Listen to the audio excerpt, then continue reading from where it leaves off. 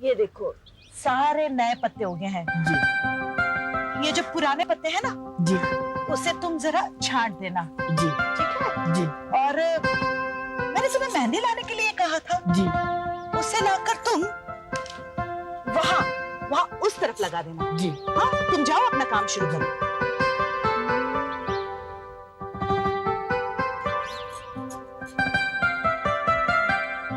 Mummy जी, ये क्या कर रही है आप? गार्डनिंग? देखो ना बेटा, समंदर की हवा में कोई पौधा जिंदा ही नहीं रहता। कौन कहता है ऐसा? हमारे वो संबंधी है ना, झुंझुन वाला, उन्होंने वहाँ झुंझुन में एक बहुत बड़ा गार्डन खड़ा किया है, 10 एकड़ का। मारवाड़ की रेत में कश्मीर खड़ा किया है उन्होंने। मैं तुम्हारे पापा जी से यही कह रही थी, लेकिन उन्हें बिजनेस से फुर्सत ही नहीं मिलती। मैंने सोचा मुझे ही कुछ करना होगा, इसलिए नया माली भी रख लिया। तो ठीक है, मैं आपकी गार्डनिंग में मदद करूंगी। मम्मी जी, ऐसी कोई जमीन हो ही नहीं सकती जिसमें कुछ उगाया ना जा सके। आज तुम्हारा चेहरा कितना जिंदा लग रहा है, बड़ी प्यारी लग रही है। मम्मी जी, आज मुझे पता चला है, शायद थोड़ी सी मेहनत करनी है, लेकिन नई जमीन जिसे मैं बंजर मानती थी, मुझे पता है कि उस पर भी एक पौधा उगाया जा सकता है। रुचि ने किसी डॉक्टर का एड्रेस दिया था ना तुम्हें? हाँ, उनके टेस्ट का रिजल्ट आ गया है। मम्मी जी, उन्होंने मुझे कहा है कि मुझे भी अपना बच्चा मिल सकता है। जरूर मिलेगा बेटा। ये पेड़ पौधे, फल फूल, ये सब क्या है जानती हो? ये सब जमीन के सपने हैं। इस जमीन की भीतरी चाह है। महाराज साहब कह रहे थे उस दिन, जिस जमीन को सपने आते हैं ना, उसमें पेड़ पौधों को उगना ही पड़ता है। बस आपका आशीर्वाद लेने आई। भगवान करे हम सब के सपने तुम्हारे दिल में जागे, तुम्हारे अंदर दुनिया के सबसे प्यारे फूल खिले और उसके रंग हमारे जीवन को सतरंगी बना दे।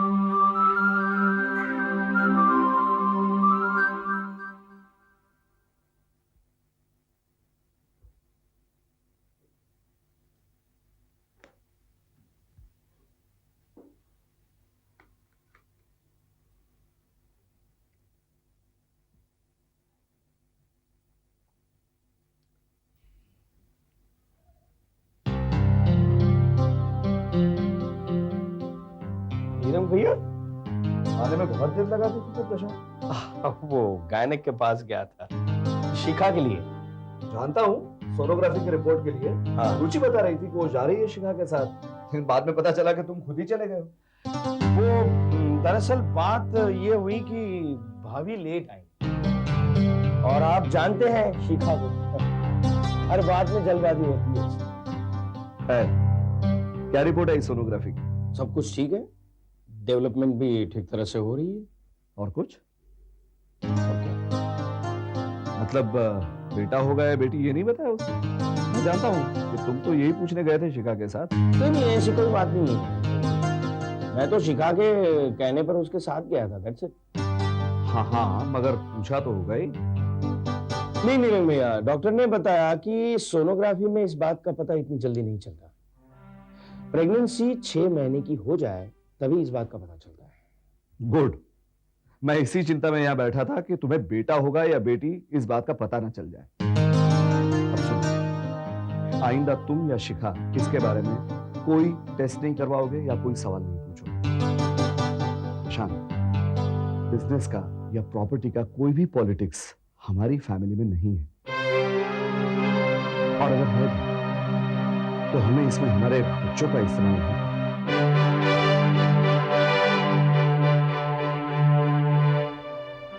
ये बात पप्पा के मुंह से सुनूंगा तभी मानूंगा। तुम्हें बेटी हुई प्रशांत, और उसे उसका हक नहीं मिला तो उसके लिए मैं लड़ूंगा, पर अपनी महत्वाकांक्षा के लिए उसे कम प्यार मत करना, समझे? कॉन्ग्रेचुलेशन।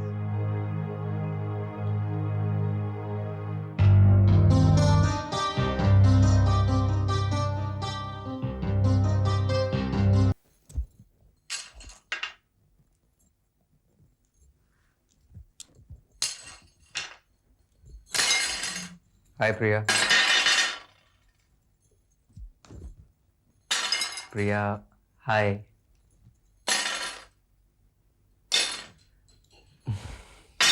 प्रिया तुम्हें कौन से फूल पसंद है? धतूरे के। गुलाब के फूल पसंद नहीं है? पसंद है, गुलकंद में डाले हो तब। ओके। हाँ प्रिया, ये मैं तुम्हारे लिए गुलाब के फूल लाया हूं।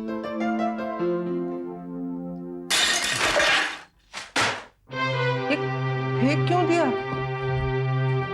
प्रिया प्लीज ले लो ना। मुझे नहीं चाहिए तुम्हारे ये फूल। उस दिन जब तुम टिकट लाए थे तब रितेश भैया के बारे में बोलने लगे, और आज गुलाब का फूल लेकर आए हो तब मिताली दीदी के बारे में बोलोगे। नहीं बोलूंगा प्रिया, मिताली दीदी के बारे में कुछ नहीं बोलूंगा।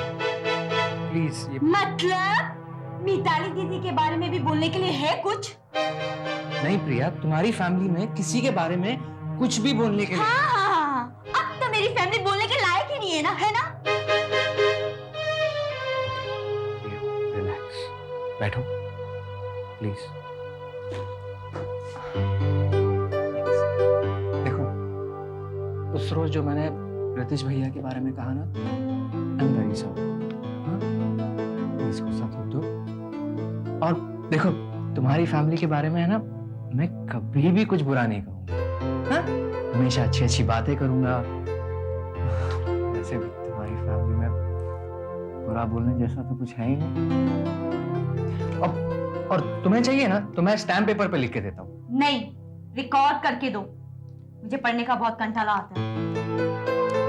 ओके, रिकॉर्ड कर दूंगा। पर प्लीज प्रिया, अब तो ये फूल ले लो। क्यों? मैंने तुमसे कहा था कि ये फूल लेकर आओ। वापस कर दो इसे। अब 15 दिन के बाद मेरी सहेली की शादी है ना, तब लेकर आना। अब जाओ, अब कपड़े बदल कर आओ, मैं सोने जा रही हूँ।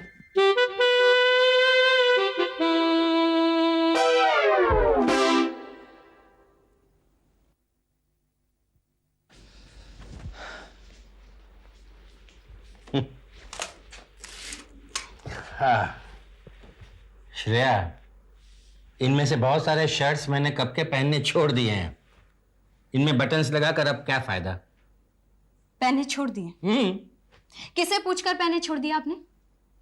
ये वाली शर्ट मैंने आपको दिवाली पर दी थी, और ये वाली मेरी पहली तनख्वाह से मैंने आपके लिए लाई थी। सबके सब तो नए जैसे हैं, क्या प्रॉब्लम है इनमें? नए नहीं है श्रेया, पुरानी चीजों से इतना लगाव अच्छा नहीं है। पापा प्लीज, आपके ये लेक्चर देकर आप मुझे बोर मत कीजिए, मेरा काम करने दीजिए मुझे। वही तो मैं कह रहा हूँ, अपना काम करो ऑफिस में जाके।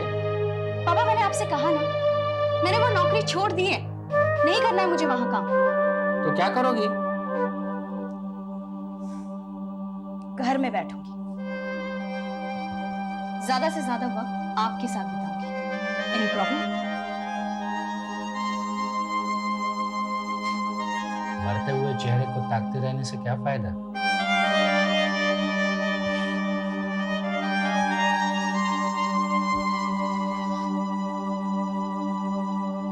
उस चेहरे की लकीरों को मैं अपनी आंखों में कुरेद लेना चाहती हूँ।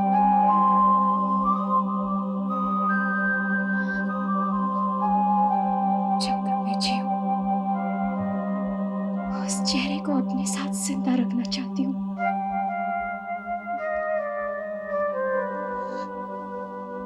माँ बाप को याद रखे जाते हैं, साथ नहीं रखे जाते हैं श्रेया। तुम्हारी जिंदगी तो आगे है, पीछे देखते हुए आगे का सफर तय नहीं किया जा सकता Shreya.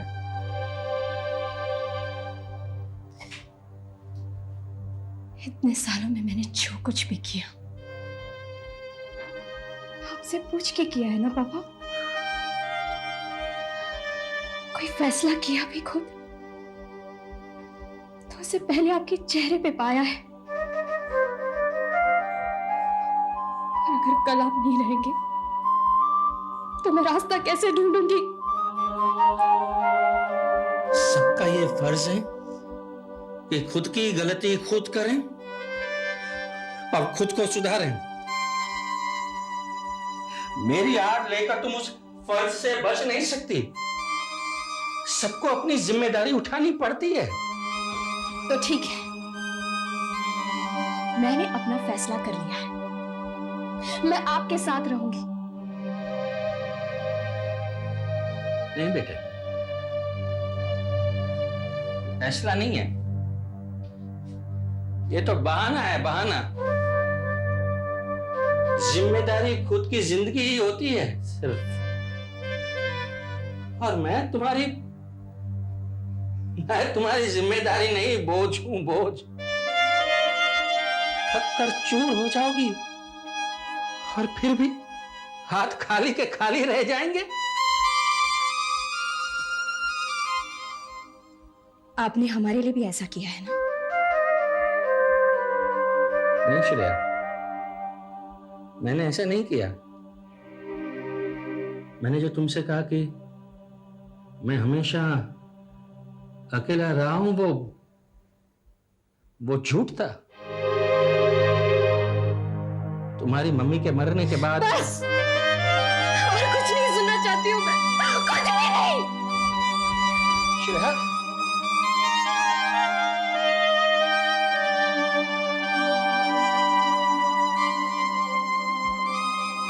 That is the reason. We'll look into that later. ये क्या है? ये क्या है? हम लोग फिलहाल सब लोग बात कर रहे हैं। मैं तुमसे बाद में बात करूंगी। पारेख अंकल, मैं बाहर जाऊं? बाहर जाकर खड़ा रहूं दरवाजे के पास? पता है मेरे भैया को इस ऑफिस में मैं प्यून बनने के लिए तैयार था। प्यून बनकर खड़ा रहूं मैं बाहर? What is your problem, प्रशांत? ये क्या है? तुम हमेशा सबको चूड़ी के नोक पे क्यों रखना चाहते हो? क्या प्रॉब्लम है तुम्हारा? ये रितिश की सेक्रेटरी ने ये भेजा है मुझे, मेमो भेजा है मुझे रितिश की सेक्रेटरी ने। My department has failed. मुझे लिखा है, मैं नाकामयाब हो गया हूं, मैं नाकामयाब। मैं उससे बात करूंगा। वैसे ये इंटर डिपार्टमेंटल मेमो है, तुम्हारे नाम पे फरियाद नहीं है। वही है ये, वही है, और क्या है? अंग्रेजी की आड़ लेकर मुझ पर वार करना बंद कर दो, समझे? साफ साफ कह दो ना मुझे, आप लोग मुझे अपनी कंपनी में से बाहर निकालना चाहते हैं, कह दीजिए। ऐसे इंसल्ट के बजाय वो इंजरी ज्यादा पसंद करूंगा मैं। तुम चाहते क्या? रिस्पेक्ट दीदी। कंपनी का मालिक हूं मैं, कम से कम कंपनी के मालिकों का भाई तो हूं। अगर तुम अपने आप को कंपनी का मालिक समझते हो, तो रितिश की सेक्रेटरी को नौकरी से निकाल क्यों नहीं देते? दीदी, मेरा कुत्ता अगर आप पर भौंके तो उसे चुप कराने का काम आपका है या मेरा? सवाल के बात करो प्रशांत। हमारे एम्प्लॉइज हमारे कुत्ते नहीं हैं। तुम्हें उस सेक्रेटरी से कोई प्रॉब्लम नहीं है। तुम यहाँ पर सिर्फ हम लोगों से झगड़ा करने के लिए आए हो प्रशांत। बात को आगे बढ़ाने से क्या फायदा? प्रशांत, आखिर तुम चाहते क्या हो? ये ऐसे मेमो नहीं आने चाहिए मुझे। हा? ये माल टाइम पे नहीं पहुंचा, उसमें मेरी कोई गलती नहीं है। ये रितेश की रिस्पॉन्सिबिलिटी है। होता है वो ऑफिस में हा? कि रिक्वायरमेंट टाइम पे भेजे? कहाँ होता है वो? कहाँ होता है? हा? वो एडवर्टाइजिंग के अलावा और कुछ सोचता ही नहीं है। मुझे तो लगता है वो खुद पोस्टर चिपकाने जाता हो। You don't have to comment on Ritesh. तुम क्या चाहते हो सिर्फ उतना ही बताना। मैं सिर्फ इतना चाहता हूं कि मुझे रिक्वायरमेंट भेज दी जाए।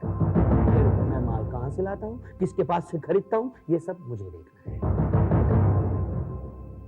माल अगर वक्त पे ना पहुंचे तो मुझे बताना। हाँ पर प्रशांत, कोटेशंस पारेख अंकल से अप्रूव करवाना भूलना नहीं। वो तो करूंगा ही।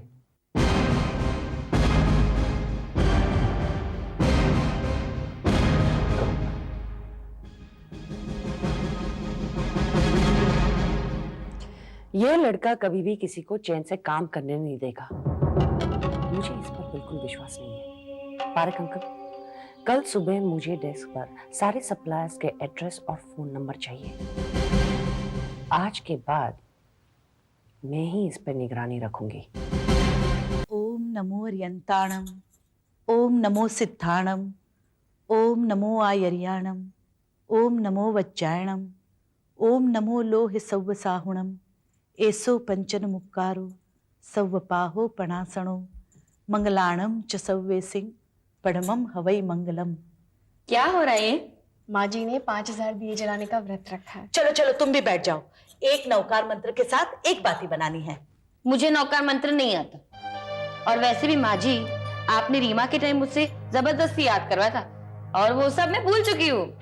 शिखा, अब दूसरी बार भी जबरदस्ती याद तो करने ही पड़ेंगे ना। पेट में बच्चा हो तब तो कम से कम भगवान का नाम लिया करो, कुछ नहीं तो उसकी हिफाजत का तो ख्याल रखो। लो, विनीता रोज आधा घंटा जाप करती है, फिर भी मिसकैरेज हो ही गया ना। मिसकैरेज की बात तुम्हें याद नहीं, लेकिन उसके बाद एक अच्छा डॉक्टर मिला और डॉक्टर ने कहा कि उसकी ट्रीटमेंट के बाद उसे बच्चा हो सकता है। ये नौकार मंत्र के फल की बात तुम्हें नहीं याद रही? अच्छा, डॉक्टर ने ऐसा कहा क्या? विनीता, ओ विनीता, अरे यहाँ ना। जी भाभी। क्यों रे? तूने मुझसे ये बात छुपाई ना कि तू डॉक्टर से ट्रीटमेंट कराने वाली है? भाभी, ये तो मैंने अभी अभी तय किया है। इनफैक्ट मैं आपको बताने ही वाली थी। हाँ हाँ, अब तो शिखा भाभी को भूल ही जाएगी ना, लेकिन रुचि भाभी को तो सब पता होगा, है ना?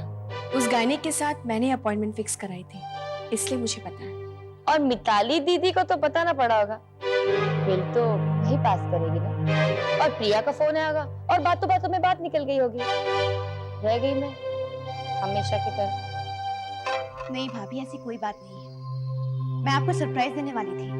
विनीता, सरप्राइज खिलौनों के होते हैं, बच्चों के नहीं। और पेट तो कभी ना कभी दिखेगा ही ना। हर बात में कोई ना कोई वजह ढूंढकर बुरा लगाने की आदत अच्छी नहीं है शिखा। और हर बात में बुरा मानने की वजह हो, ये बात भी तो कुछ अच्छी नहीं ना माँ जी। बुरा मानने की वजह बात में नहीं होती, दिल में होती है शिखा। अच्छा, किसके दिल में? आपके या मेरे? आपको तो यही लगता होगा ना कि विनीता की ट्रीटमेंट की बात सुनकर मुझे तो जलन होगी। नहीं भाभी, मेरी खुशी को देखकर आपको क्यों जलन होगी? वही तो मैं कह रही हूँ कि नहीं होगी। देखो, अब तुम डॉक्टर से ट्रीटमेंट शुरू करवा रही हो ना, इसका मतलब है 3-4 महीने के बाद तुम प्रेग्नेंट होगी, और 9 महीने के बाद बच्चा आएगा। अरे पगली, तब तक तो मेरा बेटा आ चुका होगा ना, और अपनी दादा की गोद में खेल भी रहा होगा, तो मेरे जलने का सवाल तो पैदा ही नहीं होता। लेकिन मुझे लगता है विनीता, तुम बच्चे के मामले में ना जल्दबाजी कर रही हो। ये तुम क्या कह रही हो शिखा? इसमें जल्दबाजी की बात ही कहाँ है? आती है ना, बिल्कुल आती है। अब देखो ना, मिस कैरेज के बाद विनीता को आराम करना चाहिए था ना, लेकिन ये फौरन ट्रीटमेंट शुरू करवा रही है। मुझे तो लगता है कि जलन विनीता को ही हो रही है। नहीं, उसे लगता होगा कि शिखा भाभी का बच्चा दादा की गोद में खेलेगा, तो मेरे बच्चे का क्या होगा? कोई जलन नहीं हो रही है विनीता को, इसमें जलने की जरूरत क्या है किसी को? दादा की गोद इतनी बड़ी होती है कि उसमें सारे पोते पोती एक साथ खेल सकते हैं सब्जी।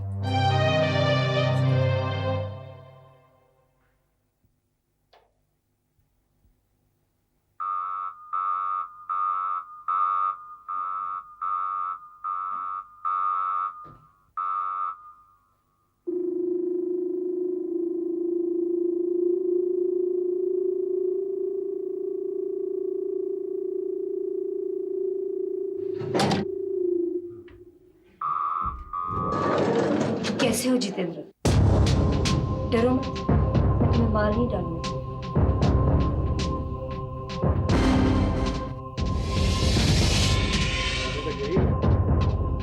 मैं समझा तुम चली गई अफ्रीका। नहीं मुझे और यही रहने वाली। तुम तड़पे और तुम्हारी तड़प मैं देख भी ना पाई, किसी को तड़पता देखने के मकसद से जीना ये नादानी है। ये नादानी तो मैंने सालों से गुजरात की है जितेंद्र। अब कहीं जाकर मेरी समझ में ये बात आई है कि अगर किसी को तड़पता देखना तो उसे तड़पाने का सामान खुद जुटाना पड़ता है। तुम्हें मेरी ताकत का अंदाजा नहीं है और तुम्हें मेरी जिद का पता नहीं। जो खुद जल जाने को तैयार हो, तो कहीं पर भी आग लगा सकता है। क्या होगा? कि तुम बिल्कुल अकेले पड़ जाओ इस पूरी दुनिया में। तुम्हारे पास चलने को कोई रास्ता ना बचे और रुकने को कोई मंजर। तुम रोना भी चाहो तो तुम्हें कोई कंधा न मिले। कि तुम अपने सोने की इस दुनिया के बदले खुशी के एक टुकड़े के लिए भीख मांगो। कि तुम्हें तुम्हारे बेटे पोते पोतियां वारिस सब छोड़कर चले जाओ। कि तुम मेरे पास आओ, अपने बेटे को अपने